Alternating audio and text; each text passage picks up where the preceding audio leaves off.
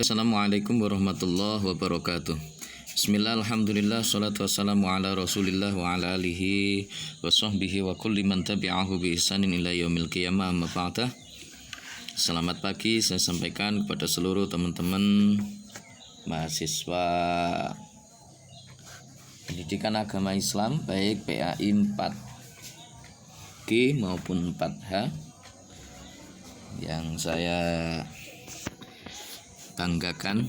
Semoga pagi hari ini kita masih tetap dalam kondisi yang sehat, kondisi yang fit, sehingga kita bisa melakukan aktivitas bagaimana biasa dengan lancar, tidak ada halangan satu apapun. Baik teman-teman, berkenaan dengan materi kita, yakni tentang hadis ya. Tentang hadis kita sudah sampai pada bab yang ke-10 kemarin kalau tidak salah, yaitu teguran keras berdusta atas nama Rasulullah Shallallahu Alaihi Wasallam. Kemudian untuk hari ini kita sampai pada bab tentang mengeraskan suara dalam menyampaikan ilmu. Baik, saya bacakan terlebih dahulu. A'udzubillahi minasyaitonirrajim. Bismillahirrahmanirrahim. An Abdillah bin Amrin qala takhallafa anna an-nabiyyu sallallahu alaihi wasallam fi safratin safarnaha fa'adrakana wa qad arhaqatna as-salatu wa nahnu natawaddau faja'alna namsahu ala arjulina fanada bi'a'la sawtihi wailul lil aqabi minan nari marrataini aw thalathan. Saya ulang untuk yang kedua kalinya. An Abdillah bin Amrin qala, An Abdillah bin Amrin qala, An Amir bin Abdillah bin sebentar kelewat mana ini ya.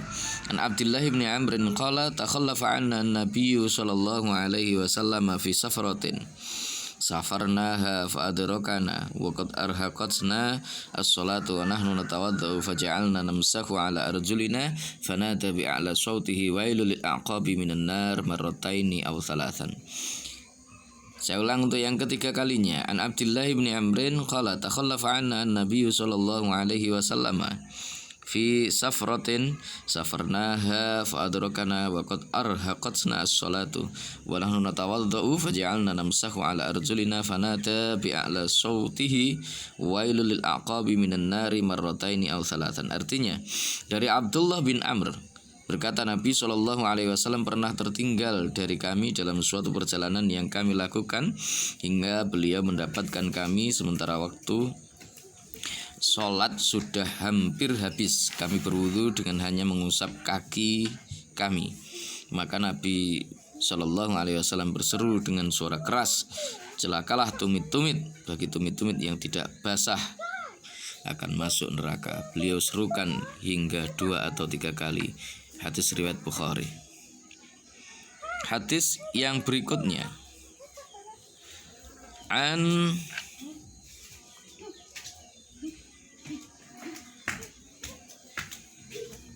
Abdullah bin Amrin qala ra'a Rasulullah sallallahu alaihi wasallam qauman yatawaddauna fara'a aqabahum taluhu faqala wailul aqab lil aqab minan nari asbighu al wudu'a. An Abdullah bin Amrin qala ra'a Rasulullah sallallahu alaihi wasallam qauman yatawaddauna fara'a aqabahum taluhu faqala wailul lil aqab minan nari asbighu al wudu'. Rawahu an-Nasa'i.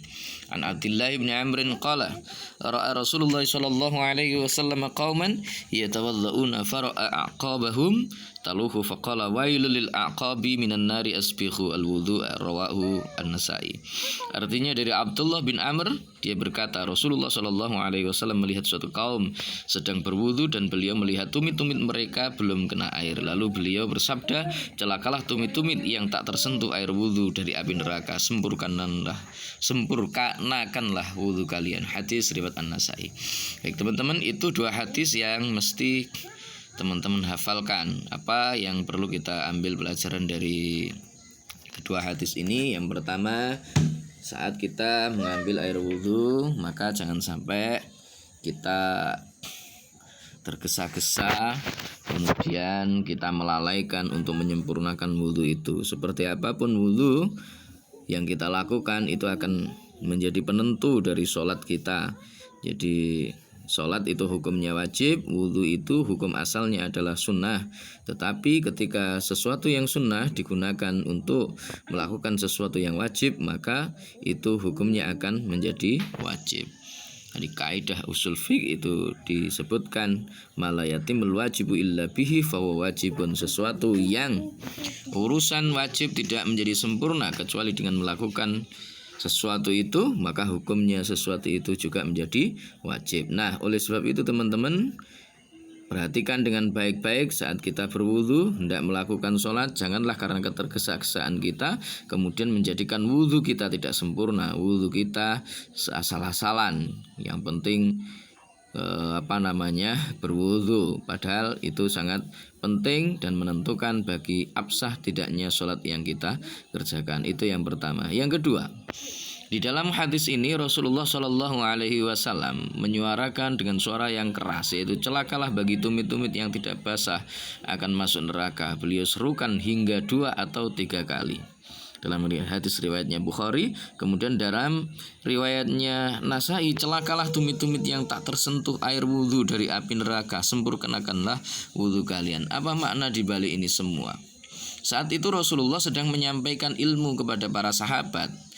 Jadi kemungkinan para sahabat saat itu belum begitu paham dengan baik mengenai wudhu itu, dalam artian wudhu mereka karena tidak sempurna itu, ketergesaan itu menjadi tidak sempurna.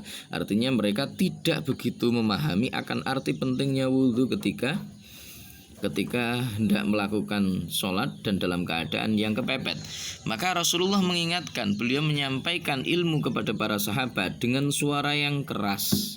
Artinya diperbolehkan bagi kita untuk menyampaikan ilmu dengan suara yang keras, dengan tujuan di situ untuk semakin memasukkan atau semakin memberikan kesan kepada hati teman-teman, hati para murid, para santri, agar benar-benar memperhatikan apa yang kita sampaikan, memperhatikan ilmu yang kita sampaikan.